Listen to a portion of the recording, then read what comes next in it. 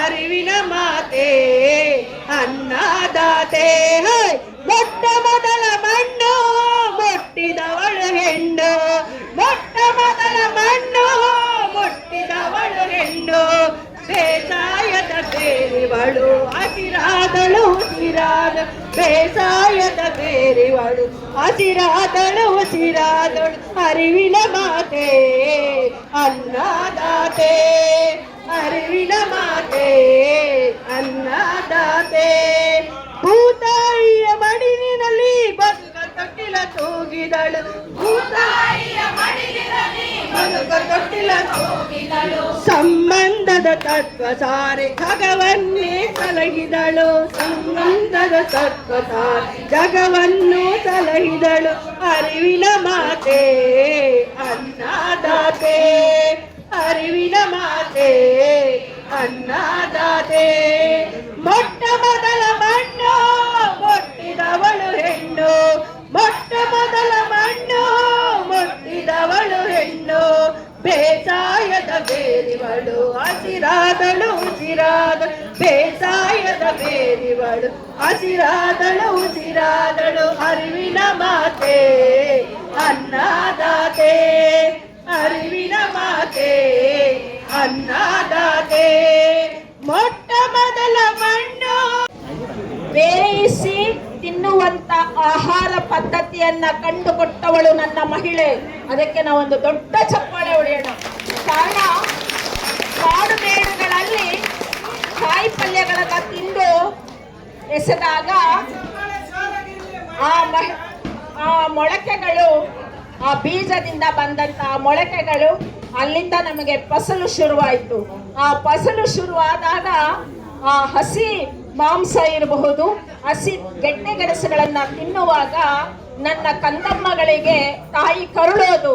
ನನ್ನ ಕಂದಗಳಿಗೆ ಹಸಿ ತರಕಾರಿ, ಹಸಿ ಮಾಂಸ ಉಣ್ಣಬಡಿಸಿದ್ರೆ ಅದು ರುಚಿ ಇರಲ್ಲ, ಅಥವಾ ಅದು ನಾನು ಮತ್ತಷ್ಟು ಶೇಖರಣೆ ಮಾಡಬೇಕು ಅಂತ ಹೇಳಿ ಭೂಮಿಯನ್ನ ಅಗೆದವಳು, ಮೊಟ್ಟ ಮೊದಲು ಮಣ್ಣಿನಲ್ಲಿ ಆ ಅಗತನ ಕಲಿಸಿದವಳು ನನ್ನ ಮಹಿಳೆ. ಅಲ್ಲಿಂದ ಆರಂಭ ಆದಂಥದ್ದು ಮಹಿಳೆ. ಮಣ್ಣು, ಹೊನ್ನು ಇವತ್ತು ಬಿಡ್ರೆ ಅದು ನಮಗೆ ಅಟ್ಕದೇ ಇಲ್ಲ. ಈಗ ಮಣ್ಣು ಕೂಡ ಎಟಕಿಸ್ಕೊಳಕ್ ನಾವು ಇಷ್ಟು ಜನ ಮಹಿಳೆಯರು ಸೇರಿದೀವಿ, ನಮಗ್ ನಾವೇ ಬೆಂತಟ್ಕೋಬೇಕು. ಹೋರಾಟ ಅನ್ನೋದು ಇವತ್ತಿನ ಕಾಲಘಟ್ಟಕ್ಕೆ ನಮಗೆ ಈ ಹೋರಾಟದ ಹಕ್ಕನ್ನ ಕೊಟ್ಟಿದ್ದು ಮೊದಲು ನಾವು ಬಾಬಾ ಸಾಹೇಬ್ ಅಂಬೇಡ್ಕರ್ ಅವರನ್ನ ಪ್ರತಿಯೊಂದು ಮಹಿಳೆ ಕೂಡ ಜ್ಞಾಪಿಸ್ಕೊಳ್ಳೇಬೇಕು. ಅಕ್ಷರ ದಾಸೋಹವನ್ನ ಕೊಟ್ಟು ನಿನಗೂ ವಿದ್ಯೆ ಇದೆ, ನಿನಗೂ ಬದುಕುವ ಹಕ್ಕಿದೆ, ನಿನಗೂ ಸಮಾನತೆ ಇದೆ, ಬಾಂಧವ್ಯತೆ ಇದೆ ಅನ್ನೋದನ್ನ ಕಲಿಸಿಕೊಟ್ಟದ್ದು ನಮ್ಮ ಸಂವಿಧಾನ. ಮೊದಲಿಗೆ ನಾವು ಆ ಸಂವಿಧಾನಕ್ಕೆ ನಾವು ಶರಣು ಹೇಳಲೇಬೇಕು. ಇಲ್ಲಾಂದ್ರೆ ನಮಗೆ ಹೋರಾಟದ ಹಕ್ಕು ನಮಗೆ ಖಂಡಿತ ಸಿಗ್ತಾ ಇರಲಿಲ್ಲ. ನಾವು ಇವತ್ತು ಎಂತ ವಿಪರ್ಯಾಸ ಅಂದ್ರೆ, ಬೆಂಗಳೂರಿಗೆ ಹತ್ತಿರದಲ್ಲಿದ್ದೇವೆ, ಬೇರೆ ಕಡೆ ಎಲ್ಲೋ ಒಂದು ಹೋರಾಟ ನಡೆಯುವಾಗ ಭೂಮಿಗಾಗಿ ಹೋರಾಟ ನಡೆಸ್ತಾ ಇರಲಿಲ್ಲ. ನಾವು ಮಹಿಳೆಯರ ಮೇಲಾಗ್ತಾ ಇರುವಂತ ಹಿಂಸೆ, ದೌರ್ಜನ್ಯದ ವಿರುದ್ಧ ಧ್ವನಿ ಎತ್ತಿ ಹೋರಾಟ ಮಾಡ್ತಾ ಇದ್ವಿ. ಆದ್ರೆ ವಿಪರ್ಯಾಸ, ಇವತ್ತು ನಾನು ಹುಟ್ಟಿ ಬೆಳೆದ, ನನ್ನ ಬದುಕನ್ನ ಕಟ್ಟಿಕೊಂಡ ಈ ಭೂಮಿಗಾಗಿ ನಾನು ಹೋರಾಟ ಮಾಡಬೇಕಾಗಿ ಬಂದಿದೆ ಅಂದಾಗ ನಾವು ಎಲ್ಲರೂ ಯೋಚನೆ ಮಾಡಬೇಕಾಗಿದೆ. ಯಾವುದೇ ಒಂದು ಭೂಮಿ ಆಗ್ಲಿ, ವಸತಿ ಆಗ್ಲಿ ಪಡ್ಕೊಳ್ಬೇಕಾದ್ರೆ ಮೊದಲು ಸರ್ಕಾರ ಅಲ್ಲಿನ ವಾಸಸ್ಥಾನದಲ್ಲಿರುವಂತಹ ಪ್ರತಿಯೊಬ್ಬ ಜೀವಪರ ಜೀವಿಗಳನ್ನು ಭೇಟಿ ಮಾಡಿ ಅವರ ಕನ್ಸೆಂಟ್ ತಗೊಳ್ಬೇಕಾಗಿತ್ತು. ಇದ್ಯಾವುದೂ ಕೂಡ ಸರ್ಕಾರ, ಯಾವುದೇ ಸರ್ಕಾರ ಆಗಲಿ ಅದನ್ನ ಮಾಡ್ತಾ ಇಲ್ಲ. ನಾವು ಇವತ್ತು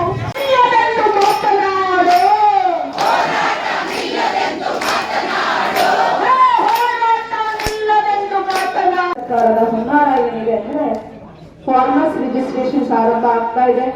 ಅದು ಬಂದಾಗ ಇನ್ನೂ ನಮ್ಮ ರೈತರ ಮೇಲೆ ಒತ್ತ ಬೀಳುವಂತಹ ಸಾಧ್ಯತೆ ನಮ್ಮ ಮುಂದೆ ಕಣ್ಮುಂದೆ ಇಷ್ಟರಲ್ಲೇ ಬರ್ತದೆ. ಹಾಗಾಗಿ ದಯಮಾಡಿ ನಾನು ಎಲ್ಲರಲ್ಲೂ ಕೇಳ್ಕೊಳ್ಳೋದು ಒಂದೇ, ಭೂಮಿಯನ್ನ ಯಾವತ್ತು ನಾವು ಯಾವುದೋ ಒಂದು ಷಡ್ಯಂತ್ರಕ್ಕೆ ಮಾರಾಟ ಮಾಡಿಕೊಂಡ್ವಿ ಅಂದ್ರೆ ನಮ್ಮಂತ ಮೂರ್ಖರು ಯಾರು. ತುಂಬಾ ನಮ್ಗೆ ಆದೇಶ ಕೊಡ್ತಾರೆ, ಬಹಳ ಚಂದ ಕೊಡ್ತಾರೆ, ಇಷ್ಟರಲ್ಲೇ ಬರ್ತಾ ಇದೆ ಫಾರ್ಮರ್ಸ್ ರಿಜಿಸ್ಟ್ರೇಷನ್. ರೈತರ ಒಂದು ರಿಜಿಸ್ಟ್ರೇಷನ್ಸ್ ಆರಂಭ ಆದಾಗ ನಮಗೆ ಅದರದ ಒತ್ತಡ ಏನು ಅನ್ನೋದು ಗೊತ್ತಾಗ್ತದೆ. ಹಾಗಾಗಿ ದಯಮಾಡಿ ಯಾರೇ ಇಲ್ಲಿ ಪ್ರಶ್ನಿಸುವ ಹಕ್ಕು ನಮ್ದು. ಈಗ ಹೇಳಿದ ಹಾಗೆ ಚಿನ್ನಪ್ಪ, ನಮ್ಮ ಅನೇಕಲ್ ತಾಲೂಕಿನಲ್ಲಿ ಹೆಣ್ಣು ಮಕ್ಕಳ ಸಂಖ್ಯೆ ಬಹಳ ಕಡಿಮೆ ಇದೆ. ಇವತ್ತು ನಾವು ಹೆಬ್ಬಗೋಳಿ ಜಿಗಣಿ ಈ ಭಾಗಕ್ಕೆ ಹೋದ್ರೆ ಇವತ್ತಿಗೂ ಕೂಡ ಕಲುಷಿತ ನೀರನ್ನ ಕುಡಿದು ತುಂಬಾ ಜನ ಆರೋಗ್ಯವನ್ನ ಹಾಳು ಮಾಡ್ಕೊಳ್ತಾರೆ. ಹೆಣ್ಣು ಮಕ್ಕಳ ಸಂತತಿ ಯಾವಾಗ ಕಡಿಮೆ ಆಗ್ತದೆ, ದೌರ್ಜನ್ಯಗಳು ಜಾಸ್ತಿ ಆಗ್ತಾ ಹೋಗ್ತವೆ. ಒಂದು ದಿನಕ್ಕೆ 3 ರಿಂದ 4 ಜನ ಹೆಣ್ಣು ಮಕ್ಕಳು ಸಾವಿಗೀಡಾಗ್ತಾ ಇದ್ದಾರೆ ಅಂದ್ರೆ ಮೊದಲೇ ಇತ್ತು ವರದಕ್ಷಿಣೆ, ಇವತ್ತು ವರದಕ್ಷಿಣೆ ಇಲ್ಲ. ಭೂಮಿಯ ಹೆಸರಲ್ಲಿ ಹೆಣ್ಣನ್ನ ಕರೀತಿದ್ದಾರೆ, ಭೂಮಿಯ ಹೆಸರಲ್ಲಿ ಹೆಣ್ಣಿನ ದೇಹದ ಮಾರಾಟ ಆಗ್ತಾ ಇದೆ ಅಂತ ಹೇಳಿದಾಗ ನಾವು ಬರೀ ಹೆಣ್ಮಕ್ಳೆಲ್ಲ ಎಚ್ಚೆತ್ಕೊಳ್ಬೇಕಾಗಿರೋದು, ಇಡೀ ಪಿತೃ ಪ್ರಧಾನದ ವ್ಯವಸ್ಥೆ ಎಚ್ಚೆತ್ಕೊಳ್ಬೇಕಾಗಿದೆ.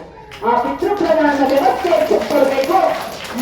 ಮಹಿಳೆಯರನ್ನ ನೋಡುವಂತಹ ದೃಷ್ಟಿಕೋನ ಬದಲಾಗಬೇಕು. ಅದು ಒಂದು ಹೆಣ್ಣು, ಅವಳಿಗೂ ಒಂದು ಮನಸ್ಸಿದೆ, ಅವಳಿಗೂ ಒಂದು ಭಾವನೆ ಇದೆ, ಅವಳಿಗೂ ಒಂದು ಕನಸಿದೆ. ನಾವೆಲ್ಲರಿಗೂ ಮಕ್ಕಳಿಗೆ ವಿದ್ಯಾಭ್ಯಾಸ ಕೊಡ್ತಿದೀವಿ, ಹೆಣ್ಣು ಮಕ್ಕಳಿಗೂ ಕೊಡ್ತಿದೀವಿ, ಗಂಡು ಮಕ್ಕಳಿಗೂ ಕೊಡ್ತಿದೀವಿ. ಆಸ್ತಿ ಅಂತ ತಂದಾಗ ಹೆಣ್ಣನ್ನ ನೋಡೋದು 2ನೇ ಹಂತದಲ್ಲಿ. ಹಾಗಾಗಿನೇ ರೂಟ್ ಅಂತ ಮಾಡಿ ನಾವು ಕರ್ನಾಟಕ ರಾಜ್ಯ ಮತ್ತು ರಾಷ್ಟ್ರಾದ್ಯಂತ ಮಹಿಳಾ ಕಿಸಾನ್ ಅಧಿಕಾರ ಮಂಚ್ ಅಂತ ಮಾಡಿದ್ದೇವೆ. ಅಂದ್ರೆ ಮಹಿಳಾ ರೈತರ ಒಂದು ವೇದಿಕೆ ಅಂತ ಮಾಡಿ, ಹೆಣ್ಣು ಮಕ್ಕಳು ರೈತರು ಯಾರಿದ್ದಾರೆ ಅಲ್ಲಿ ನಾವು ರೈತರು ಅಂದ ತಕ್ಷಣ ಭೂಮಿ ಹೊಂದಿರುವವರು ಮಾತ್ರ ರೈತರಲ್ಲ, ಅಲ್ಲಿ ಕೂಲಿ ಮಾಡುವವರು ರೈತರು, ಹೈನುಗಾರಿಕೆ ನಡೆಸುವವರು ರೈತರು, ಹಾಗೆ ಕೋಳಿ ಸಾಗಾಣಿಕೆ ಮಾಡುವವರು, ಹಂದಿ ಸಾಗಾಣಿಕೆ ಮಾಡುವವರು, ರೇಷ್ಮೆ ಗೂಡನ್ನ ನಡೆಸುವವರು, ಮೀನುಗಾರಿಕೆ ಮಾಡುವವರು ಇವ್ರೇ ಇರಬೇಕು. ಇದು ನಮ್ಮ ಕೆಲಸ ಆಗ್ಬೇಕು ಅಂತ ನಾವು ಏನು ದೇವರಹಳ್ಳಿಯಲ್ಲಿ ಚಲೋ ಮಾಡುದಲ್ಲ, ಹಾಗೆ ಯಾಕೆ ನಾವು ಆನೇಕಲ್ ಚಲೋ ವಿಧಾನಸೌಧವರೆಗೂ ಹೋಗ್ಬಾರ್ದು ಅನ್ನೋದನ್ನು ಕೂಡ ಮುಂದೆ ನಾವು ಹಾಕೋಬೇಕು ಅಂತ ನಾನು ಕೇಳ್ಕೊಳ್ತೇನೆ. ಮತ್ತೆ ಏನೀಗ ನಾವು ಸಂಯುಕ್ತ ಹೋರಾಟದ ಕೆಲವು ಧುರೀಣರಿದ್ದಾರೆ, ಅವರನ್ನ ನಾವು ಇಲ್ಲಿಗೆ ಬರಮಾಡಿಕೊಂಡು ದೊಡ್ಡ ಮಟ್ಟದಲ್ಲಿ, ಯಾಕೆಂದ್ರೆ ನಾವಿಲ್ಲಿ ಕುಂತು ಕೇಳಿಸ್ತಾ ಇರೋದು, ಮಾತಾಡ್ತಾ ಇರೋದು ನಮ್ಮ ಈ ನಿದ್ದೆ ಮಾಡ್ತಿರುವಂತ ಯಾವುದೇ ಸರ್ಕಾರದ ಜನಪ್ರತಿನಿಧಿಗಳಿಗೆ, ನಾವೇ ಓಟ್ ಹಾಕಿರುವಂತಹ ಜನಪ್ರತಿನಿಧಿಗಳಿಗೆ ಮುಟ್ಟೋದು ಬಹಳ ಕಷ್ಟ ಕಂಡ್ರಿ. ಯಾಕಂದ್ರೆ ರೈತರು, ಕಾರ್ಮಿಕರು, ದಲಿತರು, ಮಹಿಳೆಯರು ಅವ್ರಿಗೆ ಅಂದ್ರೆ 2ನೇ ಹಂತನೇ. ಅವರು ದೊಡ್ಡ ಮಟ್ಟದ ಅಭಿವೃದ್ಧಿ ನೋಡ್ತಿದ್ದಾರೆ, ನಮಗೆ ನನ್ನ ಒಡ್ಲು ತುಂಬಿಸ್ಕೊಡೋ ಅಭಿವೃದ್ಧಿ ನಾನು ನೋಡ್ತೀನಿ. ಹಸಿದ ಹೊಟ್ಟೆಗೆ ಅನ್ನ ಕೊಡುವವನು ರೈತ, ಅಲ್ಲಿ ಜಾತಿ ಇಲ್ಲ, ಧರ್ಮ ಇಲ್ಲ, ವರ್ಗ ಇಲ್ಲ. ನನ್ನ ಮೈ ಮುಚ್ಚುವವನು ನೇಕಾರ, ಅವನು ಯಾವ ಜಾತಿ ಧರ್ಮ ಅಂತ ಹೇಳಿ ನನಗೆ ಬಟ್ಟೆ ಕೊಡ್ಲಿಲ್ಲ. ಹಾಗಾಗಿ 2ನ್ನೂ ನಾವು ಒಟ್ಟಿಗೆ ತಗೊಂಡೋಗೋಣ. ನಮ್ಮ ನೇಕಾರಿಕೆ ಕುಟುಂಬ ಕೂಡ ಇವತ್ತು ಆನೇಕಲ್ ತಾಲೂಕಲ್ಲಿ ಬಲಿಷ್ಠವಾಗಿದೆ. ರಾಗಿ ಕಣಜವನ್ನ ಬೆಳೆಸಿದಂತವರು ಇವತ್ತು ಅಪರಾಧ ಸಂಪೂರ್ಣ ಆಗಿದೆ. ಬೇಜಾರಾಗ್ತದೆ ಇದೆಲ್ಲ ಹೇಳ್ಬೇಕಂದ್ರೆ ನಮ್ಗೆ. ಹಾಗಾಗಿ ಒಟ್ಟಿಗೆ ಸೇರೋಣ. ಇಷ್ಟರೊಳಗೆ ನಮ್ಗೆ ಫಾರ್ಮರ್ಸ್ ರಿಜಿಸ್ಟ್ರೇಷನ್ ಬರಕ್ ಮುಂಚೆ ನಾವು ಈ ಸರ್ಕಾರವನ್ನ ಪಡೆದೆಬ್ಬಿಸೋಣ, ನಾವೆಲ್ಲ ಒಕ್ಕೊರಲಾಗಿ ಗಟ್ಟಿಯಾಗಿ ನಿಲ್ಲೋಣ ಅಂತ ಹೇಳಿ ಬಯಸ್ತೀನಿ. ಆಹಾ ಈ ಜಲ, ಈ ನೆಲ, ಈ ಜಲ, ಈ ಮಣ್ಣು ನಮ್ಮದು,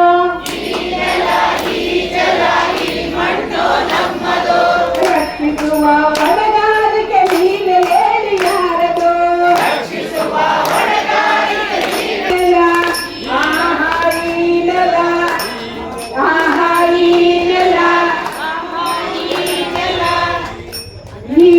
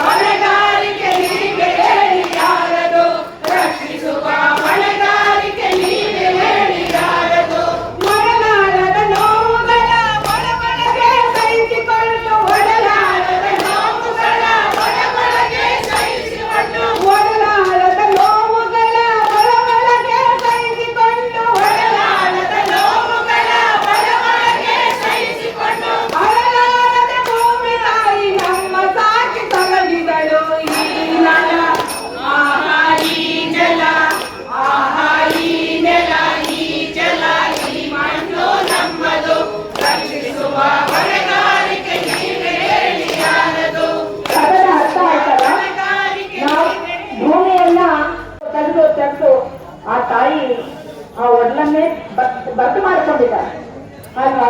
ಆದ್ರೂ ನಾವು ಮತಿಗೆಟ್ಟ ಜನ ಕೆರೆ ಉಳಿಸ್ಕೊಳಲ್ಲ, ಹರಿತಿರುವ ನದಿಯನ್ನ ಉಳಿಸ್ಕೊಳಲ್ಲ, ಬೋರ್ವೆಲ್ಗಳನ್ನ ಕರೆದು ಮಾಡಿರುವಂತವ್ರು ನಾವೇ ಕಂಡ್ರಿ.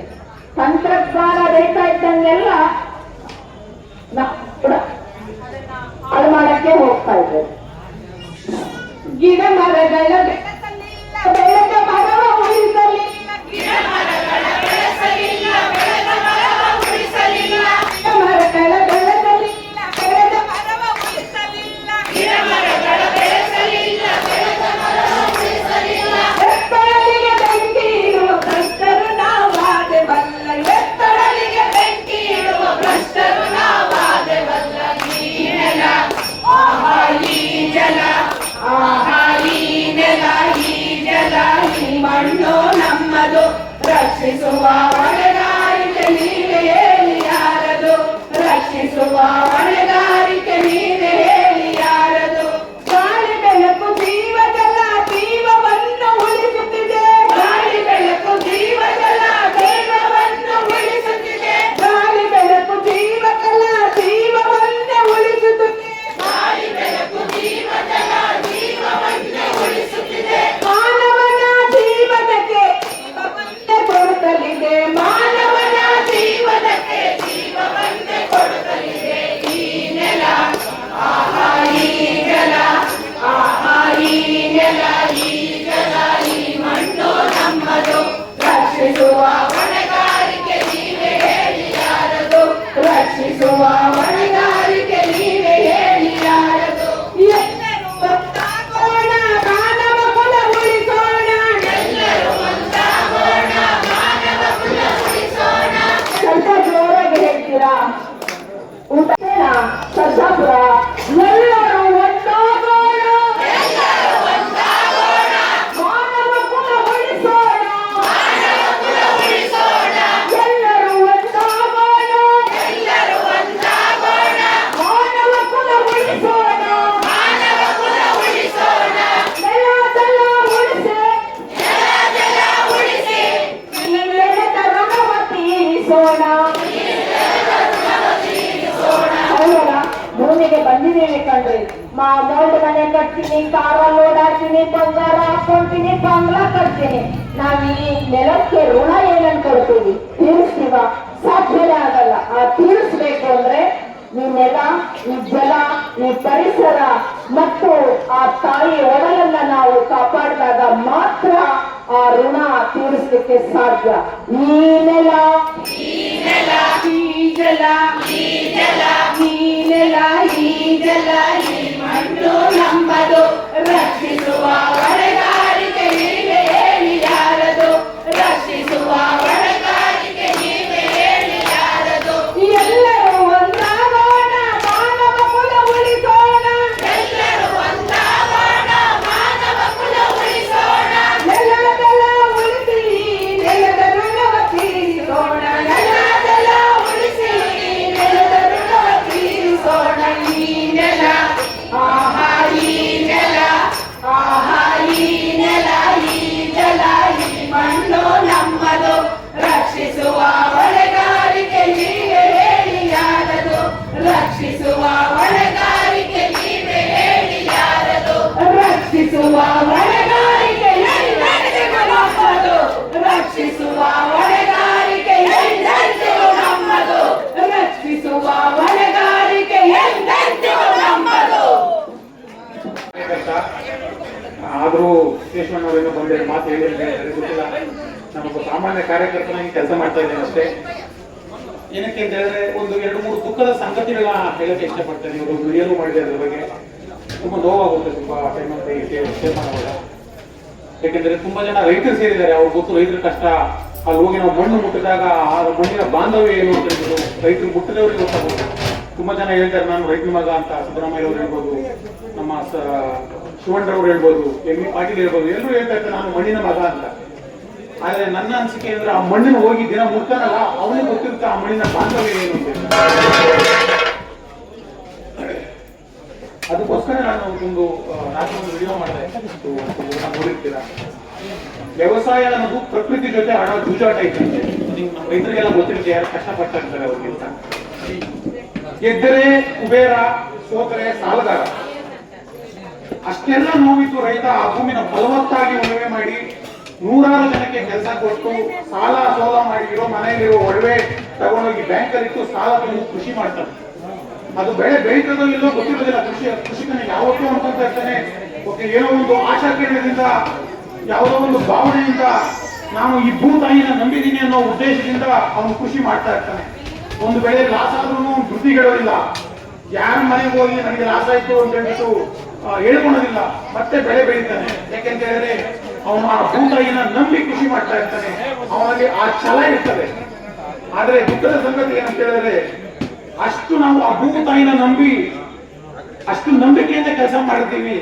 ಈ ರೀತಿ ಹೋರಾಟಗಳಿಗೆ ಕರೆದಾಗ ಹೋಗ್ಲಿ ಬಿಡುವು, ಅವ್ರಿಗಾಗಿದ್ದೆ ನನಗೆ ಅವತ್ತೇನೋ ಮಾತು ಬರುತ್ತಲ್ಲ, ಆಗ ತುಂಬಾ ಮನಸ್ಸಿಗೆ ನೋವು ಆಗುತ್ತೆ.